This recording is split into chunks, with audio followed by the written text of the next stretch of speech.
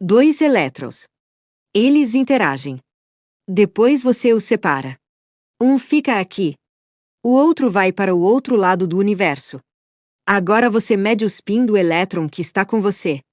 Para cima. No mesmo instante, o elétron do outro lado do universo assume o spin oposto. Para baixo. Sem fio. Sem sinal. Sem mensagem.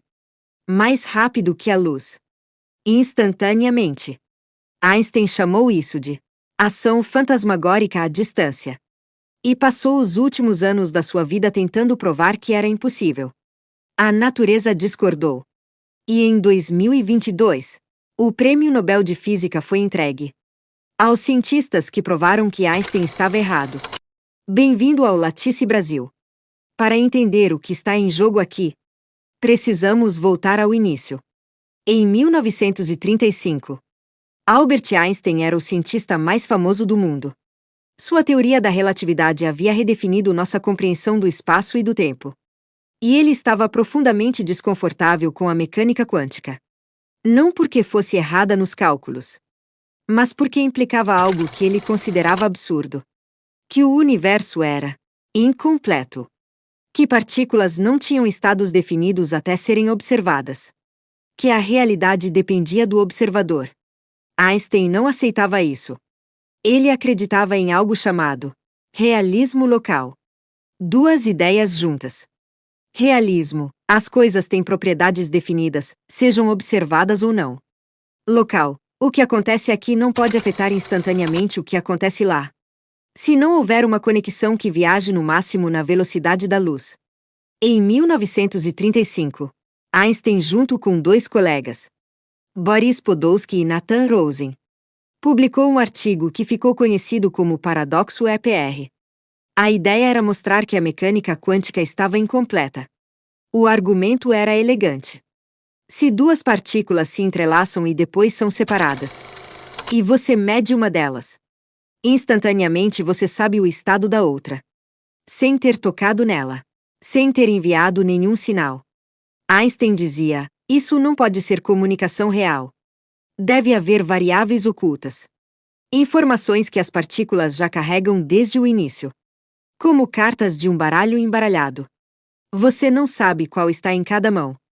Mas quando abre uma, já sabe automaticamente o que está na outra. Sem nenhum mistério. Sem nenhuma fantasia. Essa era a visão de Einstein. A mecânica quântica estava certa nos resultados, mas incompleta na teoria. Havia algo por baixo que ainda não entendíamos. Em 1964, o físico irlandês John Bell encontrou uma forma de testar quem estava certo. Ele desenvolveu uma equação matemática. As desigualdades de Bell. A ideia era simples e genial. Se Einstein estivesse certo, se as partículas carregassem variáveis ocultas, as correlações entre suas medições nunca poderiam exceder um certo limite matemático. Mas se a mecânica quântica estivesse certa, se o entrelaçamento fosse real e instantâneo, as correlações violariam esse limite. Era um teste, um árbitro matemático entre Einstein e a física quântica.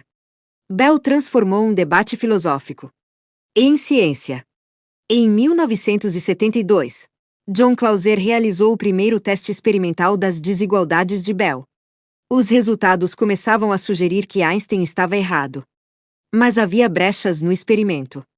Possibilidades de que os resultados fossem contaminados por fatores externos. Em 1982, o físico francês Alain Aspect fechou essas brechas.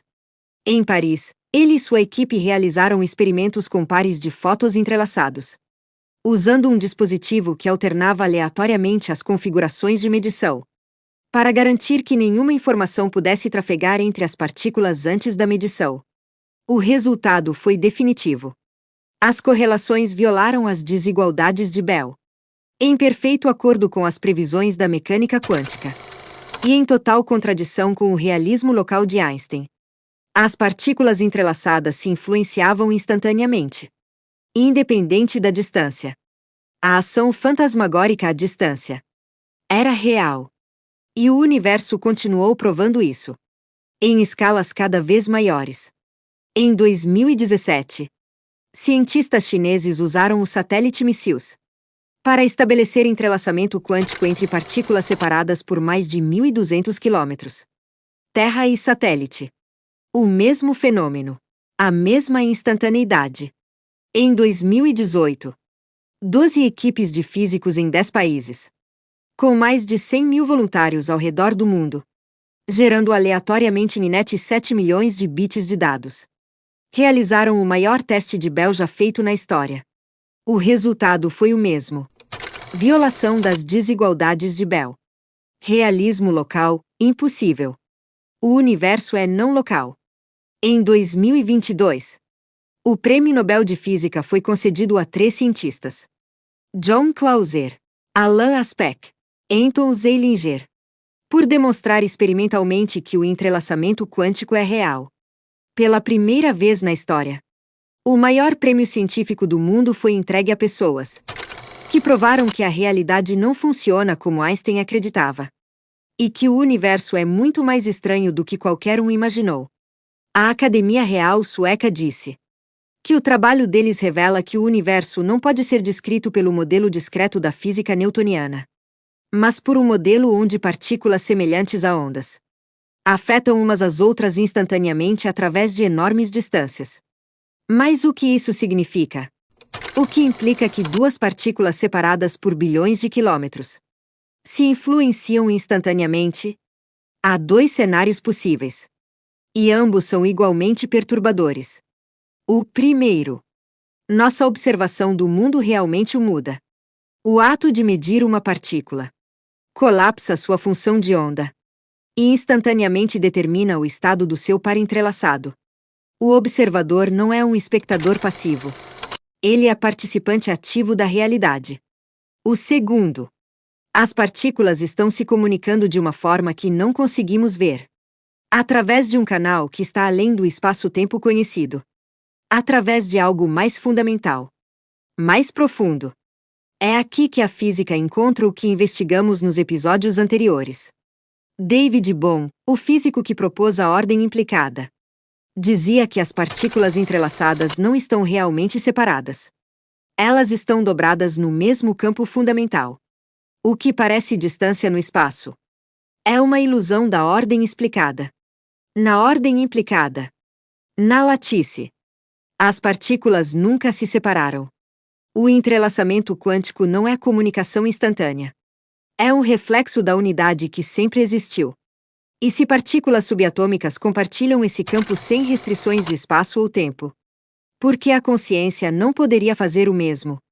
Por que 2 cérebros em ressonância profunda não poderiam se sincronizar? Da mesma forma que 2 elétrons entrelaçados? Porque a intenção não poderia influenciar sistemas físicos.